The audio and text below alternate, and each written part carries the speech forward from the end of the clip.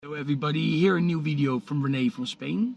And in this video I just want to show 3 albums that I like very much.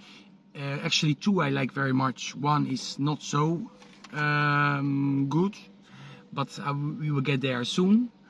One of the ones I really love is this one, of course, by Morbid Angel. This is actually Covenant. This is actually the first death metal album that came out on a major label, on a very, very big label. But later, of course, it has been re-released by Earache Records. But in America, this came out on a very, like, I think it was Warner. I should have checked it up.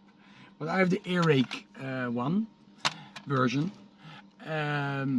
Of course, Altars of Madness was always my favorite album. Blessed Are the Sick is a great album too. I also like the demo stuff, you know, the early day stuff when David Vincent was not singing yet. And but I like his voice very much. And on this album, he was really brutal. And it's a very technical type of death metal album. Not the technical that you can hear nowadays on a lot of death metal. It's too complex. No, these are still easy listening death metal songs. You know, it still goes through the directly into your brain. There's many great songs on here. Vengeance is Mine, of course, is a great song. Blood on My Hands, another great song. Gods of Emptiness. Rapture. Rapture was actually an a video clip made for that song. But I think a very special song, and also you can hear David Vincent singing in a different way. It's on Angel of the Seas. It's a quite kind of punky track. You know, it's a very heavy track. And it's the lyrics are very cool too. There's a lot of things about plagues and about these games, these Roman games you had in the past, and the dark side of human nature. Really, that's what this is really about. And this is just a killer record that I think everybody owns. If you're into, of course, death metal, you own this album too. Then I want to talk about a record I didn't like at all when it was released in 1994. But I have been listening to this album like lately, and I've been liking it a lot more than before. And I'm talking about the 1994 Glow by Raven. Just check Far and Wide.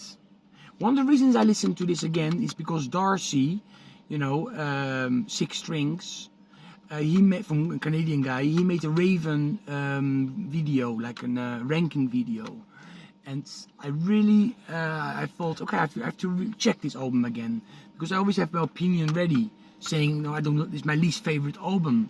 But I want to check it for myself now in 2022. And I like it a lot more. I would give it a 3.5 out of 5. It has some grunge elements. I mean, it's not a grunge album, but some songs reminds me of Alice in Chains, but for some people Alice in Chains is not really a grunge band anyway, but of course they're still mixed into they were thrown in the same pot, in the same soup. This is the drummer, of course, is great. It's Hasselhoff, not David Hasselhoff, but it's Joy Hasselwander. I think he was in Pentagram before. He also had some solo albums. Lady Killer was one of his solo albums in the 80s. Okay, and then the third album I was going to show in this short video, just a short video. Just I'm waiting for my daughter. She's now going to Dutch lessons. And I'm talking about the Lost studio album of Lee Aaron in the 80s. And this came out in 1989 on Attic, on the Attic label, the Canadian label. Of course, she's a Canadian artist. And this is actually my least favorite album from the 80s from her. it's okay. It's just an okay record. It's very hard rock. It's very much in the vein of Varant, Vinger, and stuff like that. You know, it's like no metal really, not hard AOR either, like on her Lee Aaron album or Call of the Wild. You know, those are great albums, but this one is more raw hard rock, American hard rock.